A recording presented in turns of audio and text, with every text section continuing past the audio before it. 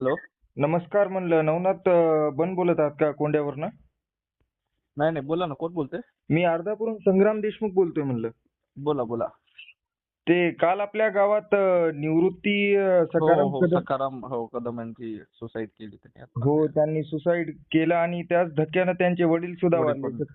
हो हो त्याची हो. कल्पना आहे का तुम्हाला कशामुळे झालं हे सगळं? नाही, मी 20 वर्ष झालं मुंबईत असतो. माझे हा का? बाबा वगैरे जाऊन आले तिकडे. एसबीआयच्या बँकेकडनं त्यांनी कर्ज घेतलं होतं 1,00,000 रुपये. अच्छा.